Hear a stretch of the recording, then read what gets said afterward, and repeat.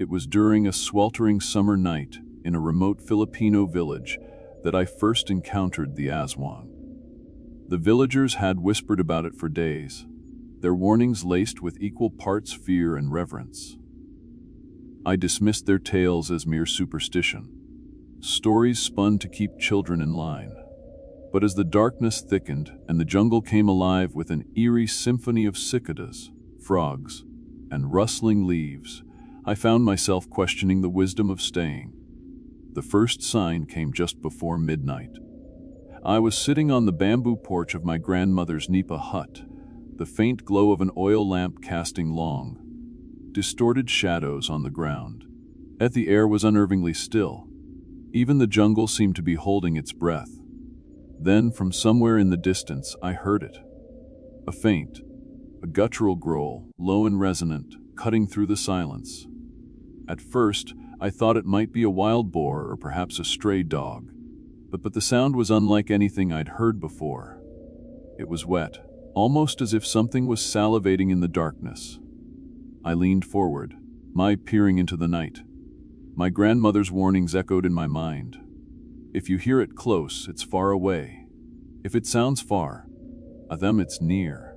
I tried to brush off the thought, chalking it up to exhaustion, but the growl came again, closer this time. A coming accompanied by a faint scraping sound, like claws dragging against bark. I know a chill ran down my spine as I retreated into the hut and bolted the door. The single room felt suffocating, given the flickering flame of the oil lamp casting grotesque shapes on the walls. I told myself to sleep, but my mind refused to rest. The scraping sound grew louder, circling the hut, accompanied by soft, deliberate thumps on the bamboo walls. Each tap seemed to mock my growing fear. Then came the whispering. It wasn't in any language I recognized, more like an unsettling series of clicks and guttural murmurs. The voices seemed to come from all directions, as if they were inside the hut. My breath quickened. The lamp's flame sputtered and died, plunging me into darkness. I grabbed my flashlight, its weak beam trembling in my hand as I scanned the room. My eyes landed on the small window, the woven bamboo slats offering a partial view of the night outside. That was when I saw it, a face, pale and gaunt, the creature's hollow eyes glowing faintly in the dark. The creature's lips stretched into a jagged, toothy grin too wide to be human. My body froze, and my scream caught in my throat. Suddenly, the creature's head jerked backward as though it had been yanked away. The whispers ceased, replaced by an oppressive silence. I bolted toward the door, unbolting it with trembling hands and running into the night. The jungle greeted me with a cacophony of sounds that seemed to erupt all at once, as if mocking my flight. I ran blindly, the beam of my flashlight bouncing wildly. The path ahead twisted and turned, the dense foliage threatening to close in around me. Behind me, I heard it again, the growling, but this time it was accompanied by wet, slapping footsteps like bare flesh on damp earth. I didn't dare look back. The trail led to a clearing where a lone bolete tree stood under the moonlight. Its twisted roots curled around the earth like skeletal fingers. The villagers had warned me never to approach the bolete tree at night, calling it the Aswang's roost. But there was no other way. I pressed on, my lungs burning and legs trembling. As I neared the tree, the air grew colder. A rancid stench filled my nostrils, a mix of decay and iron. My flashlight flickered, then died, leaving me in darkness once more. I reached into my pocket for matches, fumbling to light one. The tiny flame illuminated the base of the tree, and the Aswang. It stood there, hunched and impossibly tall, its limbs grotesquely elongated.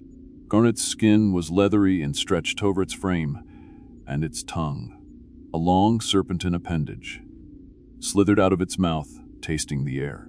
And it let out a shriek, a sound so piercing it felt like needles driving into my skull. I stumbled backward, falling onto the damp ground. The creature lunged, its clawed hand swiping inches from my face. I rolled to the side, scrambling to my feet and sprinting back into the jungle. The Aswang's shrieks followed me, joined by the snapping of branches as it gave chase. The jungle seemed to warp around me, the trees twisting and writhing as if alive. Roots and vines reached out, tripping me at every step. I broke through the tree line and found myself at the village cemetery. The rows of weathered tombstones glowed faintly under the moonlight. A hen of our eye ducked behind one, pressing my back against the cold stone. My heart thundered in my chest as I struggled to quiet my breathing. The Aswang's footsteps slowed, deliberate and heavy, as it entered the cemetery. It was toying with me. Peeking around the tombstone, I saw it crouching low, sniffing the air like a predator tracking its prey. Its head jerked erratically, its glowing eyes scanning the graves. I tried to move, but my foot dislodged a small rock, sending it tumbling down a nearby slope. The creature's head snapped toward the sound. It let out another shriek and bounded toward the disturbance with unnatural speed. I seized the moment and ran toward the church at the edge of the cemetery. The old structure was crumbling, its doors barely hanging on their hinges, but it was my only hope. Bursting inside, I slammed the doors shut and grabbed a heavy wooden beam to bar them. The silence inside was deafening. I collapsed against the altar, my body trembling. A faint tapping began on the church doors, light at first but growing louder, more insistent. The doors creaked under the pressure as the Aswang's claws raked against the wood. The air grew thick with the stench of decay. I grabbed a rusted crucifix from the altar, clutching it like a lifeline. The doors exploded inward, sending splinters flying. The Aswang stood in the doorway, its grotesque form illuminated by the faint moonlight streaming through the broken windows. It advanced slowly, and savoring my terror, I held the crucifix out, muttering prayers I barely remembered. The creature hissed, recoiling slightly, but its grin remained.